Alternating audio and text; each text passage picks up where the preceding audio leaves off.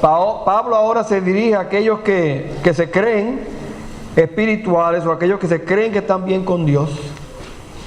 Como él acaba de leer una lista completa de los pecados, y él piensa que quizá la gente pensó, bueno, pues yo no soy de esa gente, yo no soy de esos pecadores en esa lista, yo no soy homosexual, yo no soy lesbiana, yo no soy un fornicador, yo no soy un perverso, yo no soy un homicida, yo no soy un murmurador, yo no soy... Y Pablo dice, ok, qué bueno que no eres esas cosas. Y Pablo comienza en el versículo 1 del capítulo 2, por lo cual eres inexcusable, oh hombre, quien quiera que seas, tú que juzgas, pues en lo que juzgas a otro, te condenas a ti mismo, porque tú que juzgas, haces lo mismo. Mas sabemos que el juicio de Dios contra los que practican tales cosas es según verdad. ¿Y piensas esto, oh hombre, tú que juzgas a los que tal hacen, y haces lo mismo, que tú escaparás del juicio de Dios? ¿O menosprecias las riquezas de su benignidad, paciencia y longanimidad, ignorando que su benignidad te guía al arrepentimiento? Pero por tu dureza y por tu corazón no arrepentido, atesoras para ti mismo ira para el día de la ira y de la revelación del justo juicio de Dios, el cual pagará a cada uno conforme a sus obras. Vida eterna a los que perseverando en hacer bien buscan gloria y honra e inmortalidad, pero ira y enojo a los que son contenciosos y no obedecen a la verdad, sino que obedecen a la injusticia. Vamos a parar ahí hasta ese versículo 8. El contexto que vemos es que Pablo termina ese primer capítulo tratando con personas que obviamente eran injustos, personas que son obviamente pecadores, que es obvio, se nota por sus acciones. Y ahora él entra en el capítulo 2 y él dice, quizás algunos ahora no aparentan esas cosas, pero vamos a tratar esas cosas como quiera. Pablo nos va a enseñar hoy. Y queremos ver que la vida cristiana no debe ser una vida de doble cara, ¿verdad? La vida cristiana debe ser una vida de una sola cara. La vida cristiana no debe ser, pues, por fuera demuestro ciertas cosas en la iglesia, pero en el vecindario, en la casa, en el trabajo, soy otra cosa. La vida cristiana debe ser una vida de integridad, de transparencia. Y Pablo comienza a darle a esta gente duro por este tema de autojustificación. Entonces vamos a ver esta mañana 3 puntos importantes sobre juzgar y sobre juicio. Oremos. Padre, ahora que estamos en tu presencia, queremos que tú nos enseñes ahora estas grandes verdades, que mientras más temprano la aprendamos, mejor. Mientras más pronto la pongamos en práctica, mejor. Pedimos, Señor, que tú obres nuestras vidas, ayudarnos a no ponernos en lugar de juez, excepto cuando nos toque juzgarnos a nosotros mismos, y permitir que tú seas el único y verdadero juez. Señor, obra en nosotros mientras estudiamos este capítulo 2, que tiene tantas enseñanzas para nosotros aquí hoy, en el nombre de Jesús.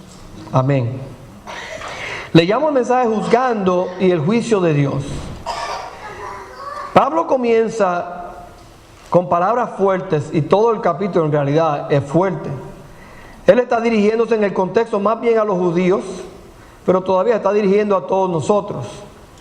A cada uno de nosotros que conoce a Cristo también podemos aplicar esto a nuestras vidas también. Y él comienza con el primer punto que yo puse aquí arriba: no juzgues a otros. Es lo primero que Pablo dice.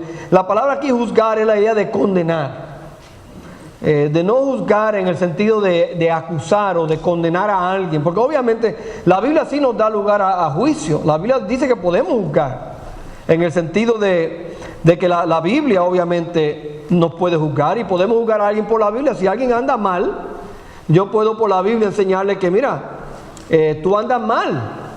La Biblia lo dice. Entonces, hasta cierto punto eso es un juicio, no una acusación, es un juicio bíblico. También la Biblia dice que juzguemos justo juicio. Entonces, basado en la evidencia, podemos nosotros juzgar a alguien o tomar decisiones basados en diferentes objetivos bíblicos. Así que no es completamente no juzgar. La idea aquí es más bien condenación. La idea aquí es de ponernos nosotros en lugar de un juez y condenar a alguien. Esa es la idea del pasaje.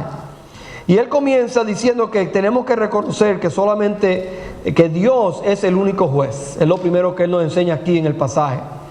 Él dice, tú te levantas, hombre, y tú criticas a aquellos allá de la lista del capítulo 1, y tú dices, mira, pero esa gente, ¿y quiénes son esa gente? Y por otro lado, yo estoy haciendo lo mismo o algo similar que ellos están haciendo. Esa es la idea de Pablo. Pablo está diciendo, por un lado tú te pones y tú dices, oye, pero yo nunca haría tal cosa, pero por otro lado hace lo mismo. Yo no soy un mentiroso, pero hago trampa en mis impuestos, es lo mismo. Le miento al gobierno, le miento a la escuela, le mentimos a diferentes sitios y decimos, yo no soy un mentiroso. Pero si examinamos nuestras propias vidas por un lado, nos condenamos nosotros mismos, porque sí, muchas veces cuando juzgamos, como dice un refrán, cuando usted señala un dedo hacia allá, hay 3 dedos señalando para atrás. Y tenemos que ver primeramente que ¿por qué yo estoy juzgando si yo soy igual? Y la idea aquí de Pablo, de que muchas veces nosotros mismos nos engañamos nosotros mismos. Nosotros mismos pensamos, porque la realidad es que es más fácil juzgar a otra persona que juzgarme a mí mismo, ¿no es así? Es más fácil yo decirle a alguien, oye, tú debes rebajar, cuando yo debo rebajar, ¿verdad? La persona, el gordito está mirando a la muchacha joven y la ve y dice, oye, si rebajara un par de libras, estaría bien linda esa muchacha. Cuando tú eres más gordo que ella. ¿Entiendes? Entonces, es más fácil uno ponerse en el lugar. ¿Por qué? Porque en el espejo todos somos más buen mozos de lo que somos. En el espejo todos somos más flacos de lo que somos. En nuestro espejo. En nuestro espejo yo soy más atlético de los demás. En el espejo yo soy mejor que otro. En el espejo mío yo quedo bien siempre en mi espejo. Y ese es el problema, que nada más estamos mirando en una manera egoísta en nuestro propio espejo. Pero no solamente eso, también es mucho más fácil juzgar a otra persona. Porque si yo estoy aquí en el púlpito y yo estoy enfatizando juzgar a esta persona aquí, yo quito la atención de mí y pongo toda la atención en esa persona, pues ya la gente no me mira a mí, ¿verdad? Cuando Adán y Eva pecaron, que Dios busca a Adán y Adán dice, no, la mujer que tú me diste. Adán quería cambiar el enfoque de Dios, que la mirara a ella cuando él era culpable. Entonces muchas veces hacemos eso nosotros.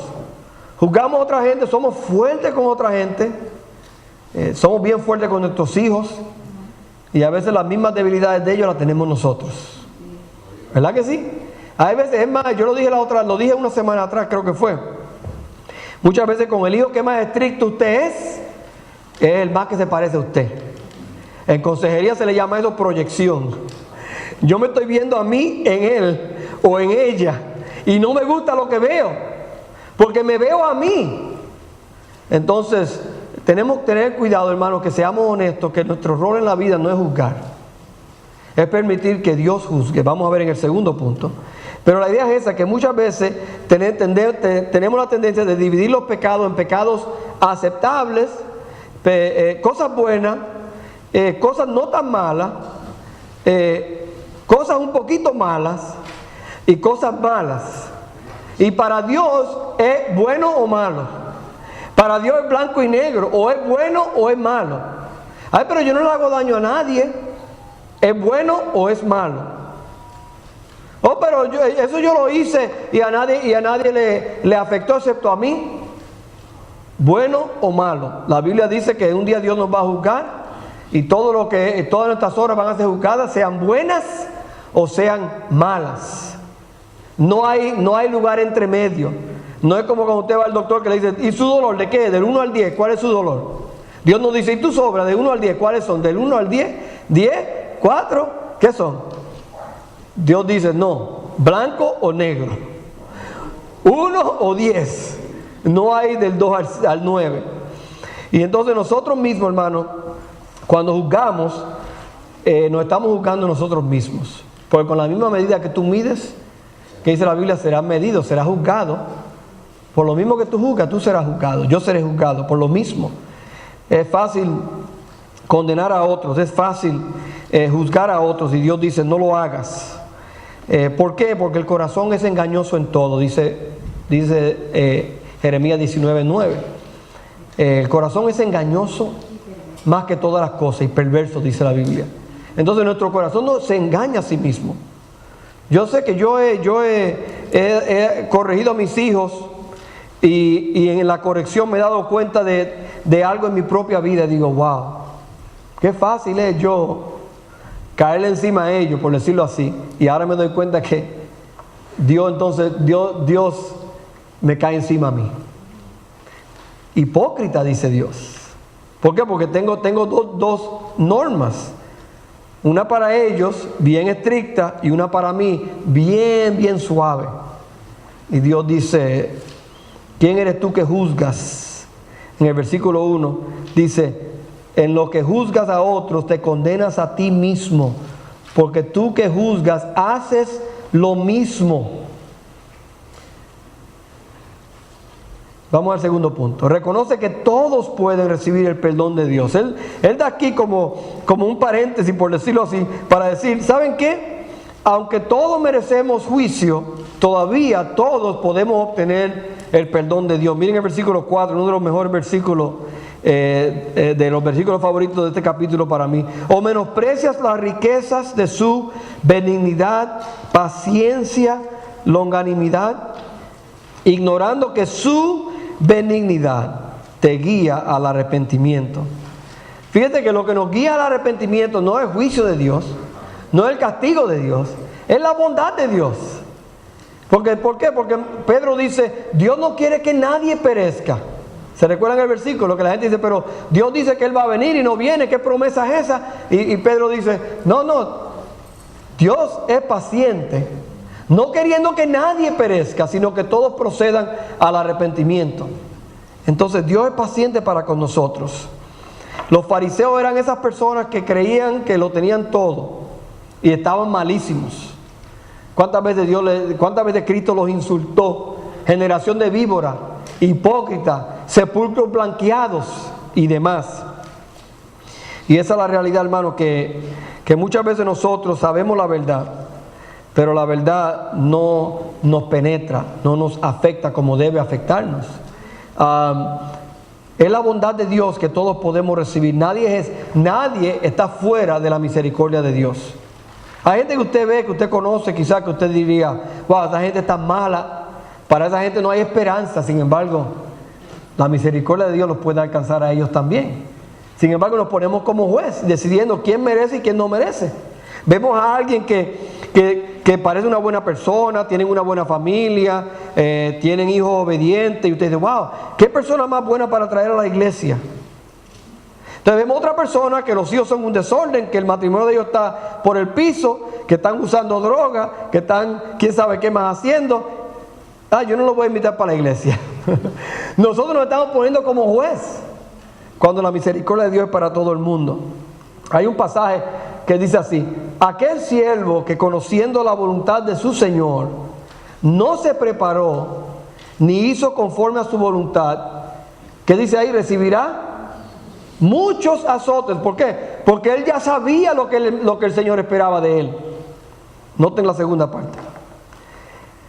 Mas el que sin conocerla hizo cosas dignas de azotes, será azotado poco. Porque a todo aquel a quien se haya dado mucho, mucho se le demandará. Y al que mucho se le haya confiado, más se le pedirá. Los judíos habían recibido mucho. Y hay otros que recibieron nada. Pero el que recibe, el que sabe, usted y yo que sabemos la verdad, y pecamos adrede, pecamos a propósito, recibiremos más castigo que el pobre ignorante que no conoce la palabra de Dios y no conoce las verdades de Dios hace lo mismo que yo hice, pero yo sabía lo que estaba haciendo, ellos no. ¿Ven la diferencia?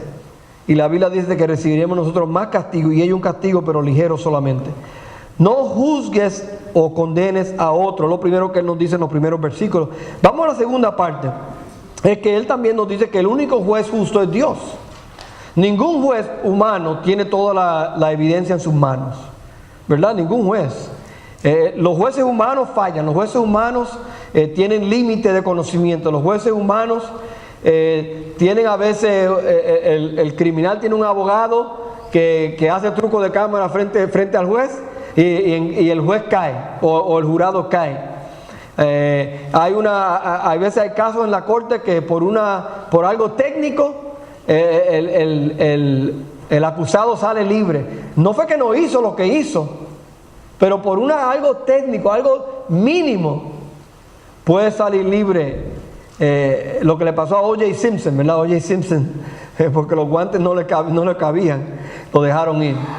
La idea es, hermano, que Dios es el único juez justo. A Dios no se le escapa nada. Dios sabe lo que usted hizo el lunes, Dios sabe lo que usted hizo el martes, Dios sabe lo que usted hizo el miércoles, Dios sabe lo que usted hizo el jueves, Dios sabe lo que usted hizo el viernes, Dios sabe lo que usted hizo ayer, Dios sabe lo que usted va a hacer hoy, Dios sabe dónde usted estuvo esta semana, Dios sabe con quién usted estuvo esta semana, Dios sabe todo lo que usted hizo, Dios lo sabe. La evidencia, primero, el juicio de Dios es basado en evidencia total. A Dios no se le escapa nada de nuestras vidas.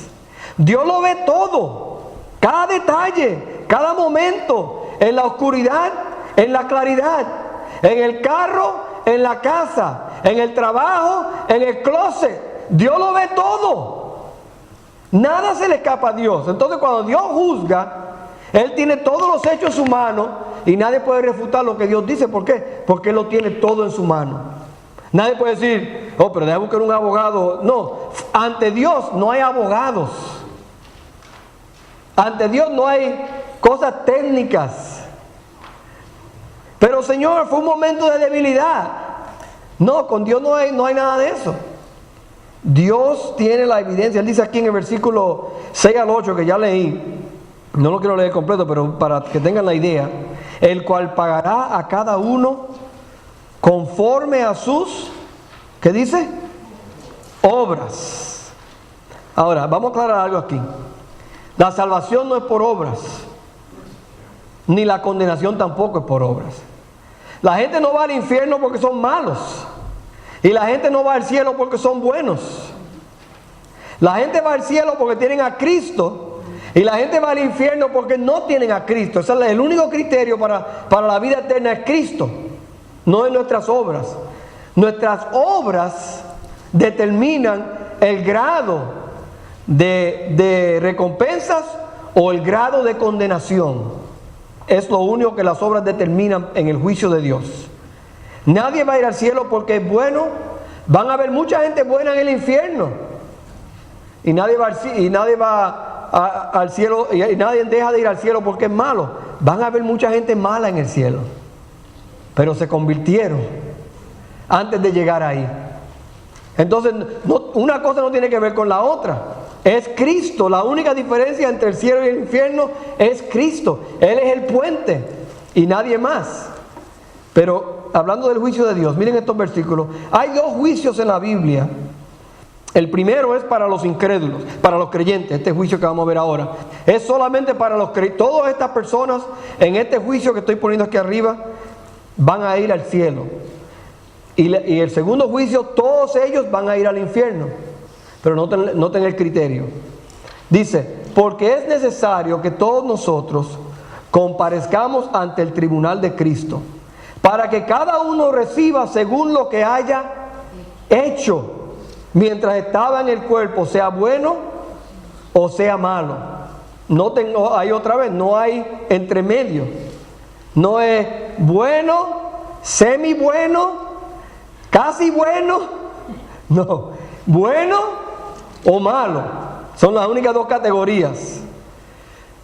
Toda la persona que esté en este juicio va para el cielo.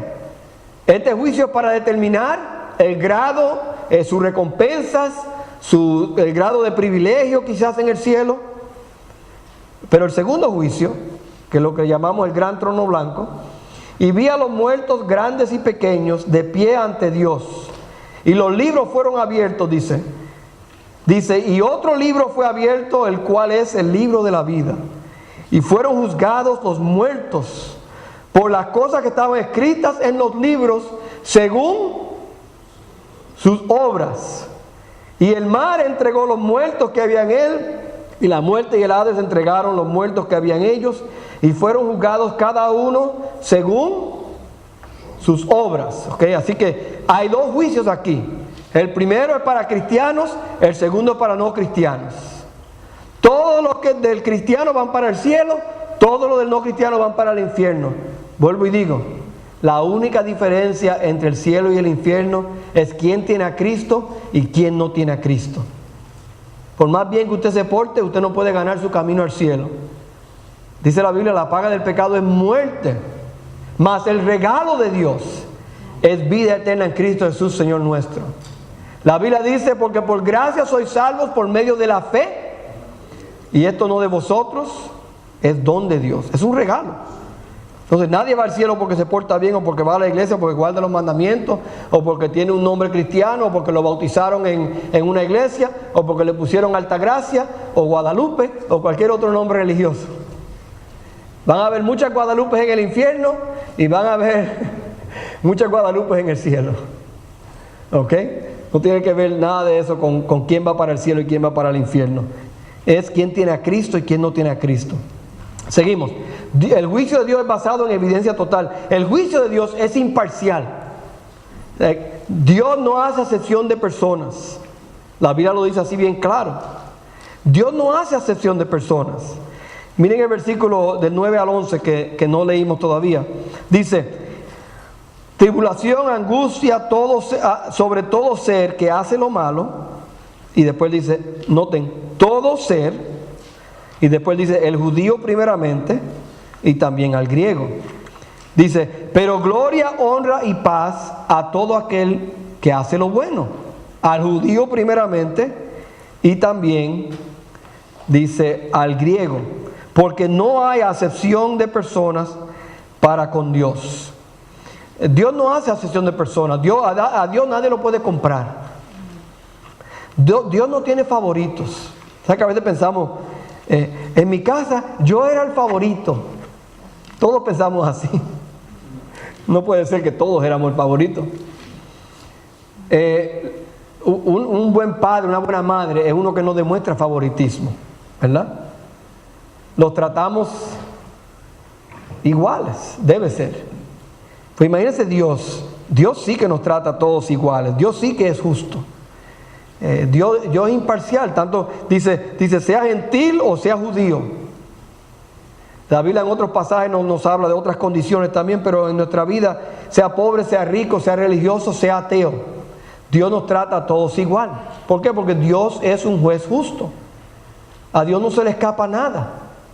Porque son judíos, Dios no los va a tener favoritismo. Noten el versículo que ya leímos, porque creo que ahí lo dice. Hay gente que dice, pastor, pero, por ejemplo, en el versículo 10, dice, pero gloria, honra y paz a todo el que hace lo bueno, al judío. ¿Y por qué el judío primero recibe gloria, honra y paz? Dice al judío primero y también al griego, pero noten el versículo 9.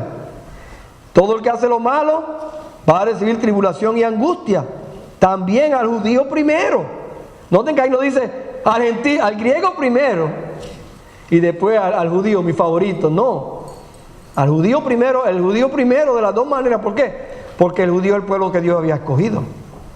Entonces los dos van a recibir la misma condenación, los dos van a recibir la misma bendición. Dios no hace acepción de personas. Dios no tiene favores especiales. Usted no puede comprar a Dios. Usted no puede por debajo de la mesa darle a Dios 20 pesos y Dios te va a perdonar el ticket, ¿verdad? Creo que en México le llaman una droga, ¿verdad? Algo así, cuando el policía te para y tú le das algo al policía, un bribe, una mordida. Ajá. Entonces, la idea es, hermano, que Dios, nadie puede hacer eso con Dios. Dios es imparcial. Tercer lugar, bueno, hablando de Dios imparcial, algo rápido que leí que me gustó mucho. Dice, hay dos lugares donde todos somos iguales ante Dios. A los pies de la cruz, todos somos iguales. Y en su juicio, todos somos iguales. No importa quién es, estamos todos en el mismo sitio. Seguimos. Entonces, la última es que el juicio de Dios no acepta excusas. O sea, cuando vamos adelante de Dios no hay excusa ninguna que valga. Yo no puedo decirle a Dios, Dios, pero tú no conoces es que mis padres abusaron de mí, es que yo me quería decir mi papá, o yo me quería decir mi mamá, o tú no conoces los problemas con que yo vine a este mundo, tú no conoces las situaciones, las condiciones, y le ponemos a dar excusas. Pues, esa excusa al ser humano quizá usted puede dársela, pero no a Dios. Para Dios, el juicio de Dios no tiene excusas, no hay excusas. Noten el versículo 12 en adelante que dice así: porque todos los que sin ley han pecado, sin ley también perecerán. Y todos los que bajo la ley han pecado, por la ley serán juzgados. Porque no son los oidores de la ley los justos ante Dios, sino los hacedores de la ley serán justificados. ¿Qué dice la Biblia? Mas sed hacedores de la palabra y no tan solamente oidores. Vamos a ver ese versículo más después. Y 14, porque cuando los gentiles que no tienen ley hacen por naturaleza lo que es de la ley, estos, aunque no tengan ley, son ley para sí mismos, mostrando la obra de la ley escrita en sus corazones, dando testimonio de su conciencia y acusándoles o defendiéndoles sus razonamientos. En el día en que Dios juzgará por Jesucristo los secretos de los hombres, conforme a mi evangelio. ¿Qué él dice aquí? Él dice aquí, mira, la persona que tiene ley o sin ley, la persona que es basado en su conciencia, nadie es inocente ante Dios. Ignorancia de la ley no te quita el debido castigo de la ley. Entonces, Pablo dice aquí que no hay excusa ninguna. El hombre que tiene, cada uno de nosotros tiene una conciencia, y nuestra conciencia nos acusa, nuestra conciencia sirve como un árbitro.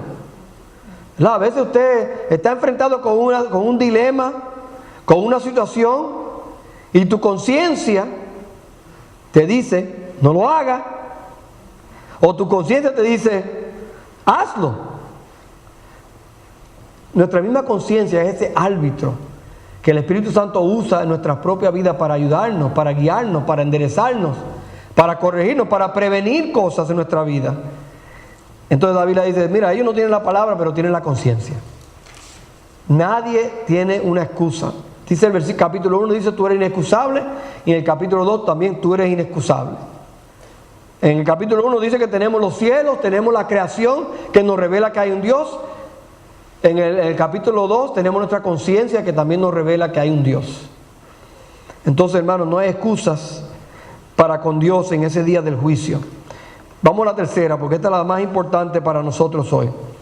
Júzgate a ti mismo primero. Pablo comienza aquí dando como elogiando a los judíos, como dándole, oye, mira quiénes ustedes son, de dónde ustedes vienen, y después le da un puño, ¡boom!, fuerte a ellos. Y yo espero que nosotros también recibamos el mismo impacto de este versículo. Miren el versículo 17. Él comienza con la idea, él dice, he aquí, tú tienes el sobrenombre de judío, eso era algo prestigioso para ellos. Y tú te apoyas en la ley y te glorías en Dios. Tú conoces su voluntad, tú eres instruido en la ley y apruebas lo mejor. 19. Y confías en que eres guía de los ciegos, luz de los que están en tinieblas. Sí, ustedes los judíos, ustedes son todo eso. Instructor de los indoctos, maestro de niños, que tienes en la ley la forma de la ciencia y de la verdad. Y ahora viene en el versículo 21. Tú pues, que enseñas a otro, ¿no te enseñas a ti mismo? Tú que predicas que no se ha de hurtar, ¿hurtas? Tú que dices que no se ha de adulterar, ¿adulteras? Tú que abominas de los ídolos, ¿cometes sacrilegio? Tú que te jactas de la ley, con infracción de la ley deshonras a Dios. Porque como está escrito, el nombre de Dios es blasfemado entre los gentiles por causa de vosotros. Wow. Yo no creo que hay que explicar eso, pero lo voy a explicar como quiera.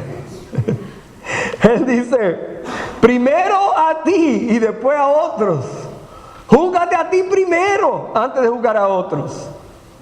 Él dice, tú tienes todos estos privilegios de nacionalidad, de creer en un solo Dios. Tú conoces la teología, tú conoces lo que es bueno, lo que es malo. Tú te pones como maestro, tú te pones como líder, tú te pones como una persona que sabe mucho, tú te pones como una persona que puede guiar al ciego. Como Cristo le dijo a los fariseos, los ciegos guiando a ciegos. Dice, tú dices que tienes todo esto, pero tú que enseñas a otros, hazte la pregunta, ¿te enseñas a ti primero? Y eso es como una manera fuerte de Pablo hablar. Pero yo creo que para nosotros como cristianos también va con nosotros. Nosotros que somos cristianos, nosotros que creemos en Cristo, nosotros que hemos confiado en Él. Cuando enseñamos a otros, nos enseñamos nosotros primero. Cuando yo enseño a alguien, yo primero me enseño a mí. Cuando yo le digo a mis hijos, mira, no hablen malo, pero yo le hablo malo a otra gente. Cuando yo le digo a mis hijos, mira, no peleen, pero ellos me ven a mí siempre peleando. Tú que enseñas a otro, enséñate a ti primero, dice aquí la Biblia. Hermano, el pasaje es serio, porque cuando él termina con esa idea, como está escrito, y está escrito en varias ocasiones en el Antiguo Testamento, el nombre de Dios es blasfemado entre los gentiles por causa de vosotros. En otras palabras, en vez de ayudar al incrédulo, el creyente le está causando daño. El creyente en Dios. Por culpa de, se recuerda la historia de David. David había cometido adulterio. David había cometido homicidio por todo, prácticamente. Y cuando alguien vino donde David a darle una pequeña historia de un hombre que le había hecho daño a otro hombre pobre, y la historia, no voy a entrar en detalle ahí, pero que entonces David se molestó, se enojó en gran manera. ¿Por qué? Porque él estaba, en estos primeros versículos, él estaba juzgando al otro sin haberse juzgado él mismo. Y el profeta le dice, por culpa tuya, los enemigos de Dios pueden hablar en contra de Dios. Entonces, hermanos, nosotros tenemos que darnos cuenta que cuando nosotros decimos por un lado algo y hacemos lo contrario, estamos dando causa a que el mundo blasfeme a Dios. No es una coincidencia que el mundo no cree la Biblia, que el mundo no cree en la iglesia.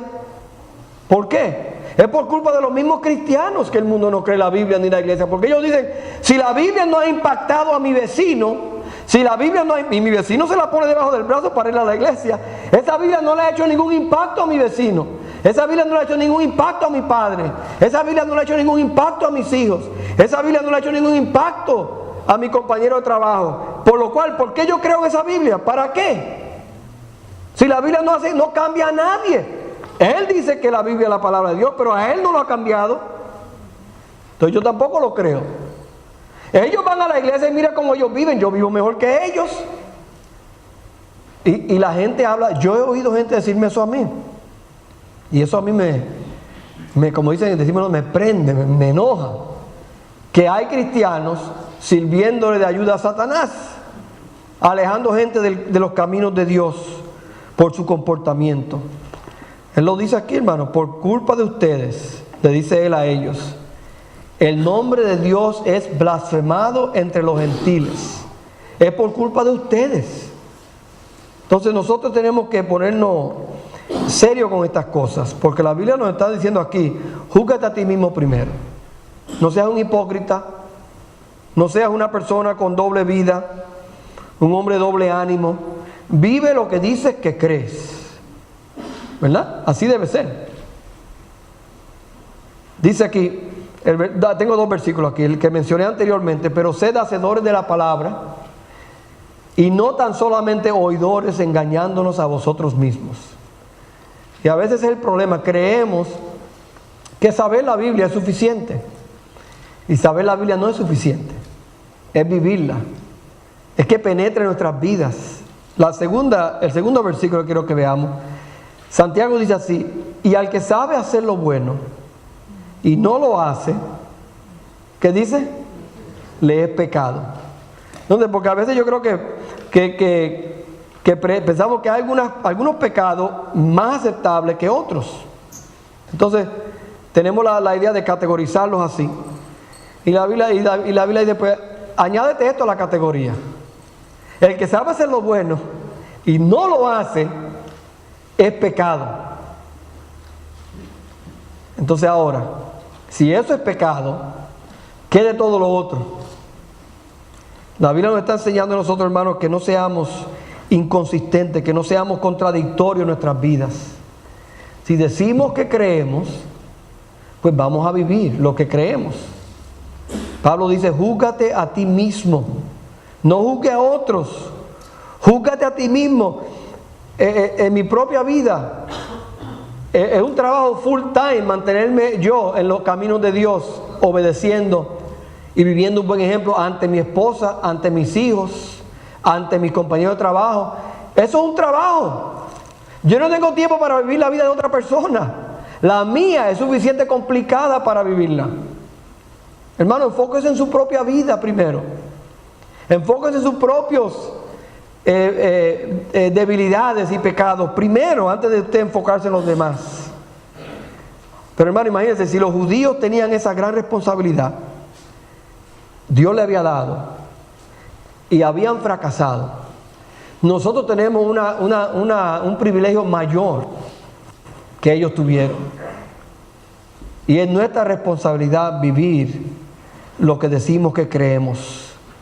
El nombre de Dios, la reputación de Dios es blasfemada por culpa de nosotros. Es como si usted ve el juego de fútbol esta noche. Usted está viendo el juego y usted ve que están los Patriots jugando contra los Giants, ¿verdad? Ninguno son mi equipo, pero hay que ir por uno, ¿verdad? Pues yo estoy yendo en contra de uno, para no ir por uno. Usted dice lo mismo, pastor. Bueno, en mi mente no. Entonces, supóngase usted que Tom Brady, el de los Patriots, el quarterback de los Patriots, coge la bola de fútbol, para usar este ejemplo, y están los hombres de él para él tirársela, y viene, vamos a decir, Justin Tuck viene donde él, de los Giants, y él le dice, Justin, coge la bola y corre. Y le da la bola a Justin Tuck para que él le anote en contra de su propio equipo. Si usted no entiende fútbol, disculpe, yo creo que lo estoy confundiendo más. Vamos a hacer pelota, porque a todos les gusta la pelota. Usted está jugando pelota y usted ve que la persona va a ir a home y la bola viene y usted lo va a coger out. Y usted dice, ay, se me cayó, para que él anote y gane el juego. En otras palabras, usted está jugando en contra de su propio equipo. Cuando el cristiano no vive la vida cristiana como debe vivirla, está jugando para el otro equipo. Eso no tiene ninguna lógica, eso no tiene ningún valor. Si yo estoy jugando para el equipo de Satanás, pero yo estoy en el equipo de Dios, hay un problema con eso. Entonces, hermanos, vamos nosotros a vivir una vida consistente. Júzgate a ti primero a ti y después a otros. Y noten lo segundo que él da aquí. Primero lo interno y después lo externo. ¿Qué quiere decir? Él comienza a hablar de la circuncisión, y eso yo sé que es algo que nosotros no entendemos la cultura exactamente, pero para el judío la circuncisión era una identificación con Dios, externa. Básicamente era la idea. Miren el versículo 25. Pues en verdad la circuncisión aprovecha si guardas la ley. Pero si eres transgresor de la ley, tu circuncisión viene a ser incircuncisión. Si pues el incircunciso guardare las ordenanzas de la ley, no será tenida por circuncisión como circuncisión. Y el que físicamente es incircunciso, pero guarda perfectamente la ley, te condenará a ti, que con la letra de la ley y con la circuncisión eres transgresor de la ley. Pues no es judío el que lo es exteriormente, ni es la circuncisión la que se hace exteriormente en la carne, sino que es judío el que lo es en lo interior. En otras palabras, el que guarda la ley, ese es el que sigue el camino del judío, y la circuncisión del corazón y el espíritu. Dice, no en letra, la alabanza del cual no viene de los hombres sino de Dios. Vuelvo y digo, los judíos pensaban que para ellos era un privilegio ser judío y ser circuncidado. Eso era un privilegio y algo grande. Y Dios dice, ¿de qué vale que tú seas judío, que tú tengas lo externo de ser circuncidado, si tú no sigues a Dios? Aquel indocto, aquel gentil, aquel pagano que no es circuncidado pero obedece a Dios, ese es más judío que tú. Es lo que Dios le está diciendo aquí a él. Tú lo haces para la gloria de los hombres, él lo hace para la gloria de Dios, es lo que está diciendo en este pasaje. Hermano, yo creo que eso es algo importante para nosotros también. A veces venimos a la iglesia y todos tenemos la apariencia de piedad. Vea que yo no le doy la cara de malo a nadie, ¿verdad? Bueno, si miro cuidadosamente quizás a 2 o 3, pero así por encimita, a nadie le veo la cara de malo. Sin embargo, aquí no es que cuenta, es de lunes a sábado. Aquí no es que cuenta cómo yo me veo o cómo no me veo. La idea es que hermano, no es lo externo, es lo interno. No es lo que yo digo, es lo que yo vivo. No es lo que yo hago, es lo que yo soy. El cristiano debe ser igual, por dentro y por fuera. Lo interno es más importante que lo externo. Hay iglesias que nada más enfatizan lo externo, por lo menos ese es el énfasis grande que le dan a la congregación. El cristiano viste de esta manera, el cristiano se ve de esta manera. Si tú usas una falda así de larga, si tú usas este tipo de recorte, si tú usas el moñito, si tú usas diferentes cosas, esa es una mujer de Dios, ese es un hombre de Dios.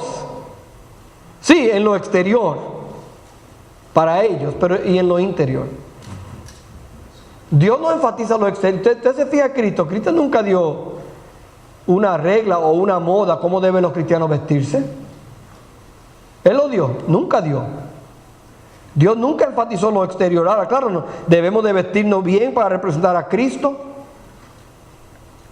Pero ¿de qué vale, hermano, que yo me vista bien para representar a Cristo y por dentro estoy podrido? O sea, ¿de qué vale que yo tenga la apariencia de piedad, como dice la Biblia, pero negando la eficacia de ella? ¿De qué vale? De nada vale. ¿Por qué? Porque es más fácil enfatizar lo externo que lo interno. Es más fácil yo vestir la parte que vivir la parte. Es mucho más fácil.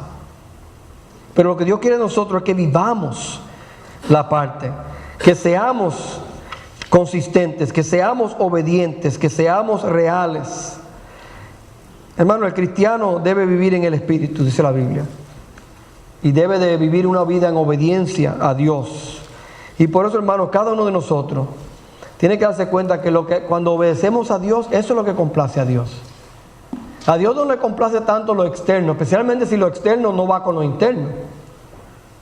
Dios quiere que nosotros vivamos vidas de piedad, de honestidad, de integridad. Que vivamos vidas transparentes. Que cuando alguien te vea a ti aquí y alguien te vea a ti en la calle, que no sea una contradicción. Que alguien venga a la iglesia un día a visitar y te vea del trabajo o te vea del vecindario y diga, adiós, ¿ese viene a la iglesia aquí? Sí. Wow. Eso sería tan triste oír algo así de alguien. Que a alguien le dé vergüenza de ver a alguien aquí.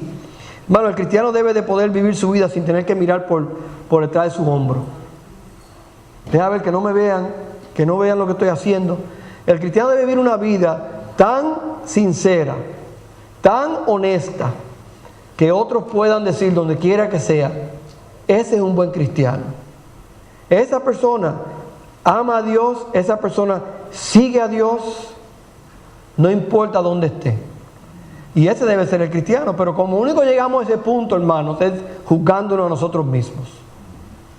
Cuando usted piense juzgar a alguien más, primero júzguese a usted primero. Cuando usted vea a una persona haciendo algo indebido, examínese usted. ¿Qué dice la Biblia? Para terminar, la Biblia dice: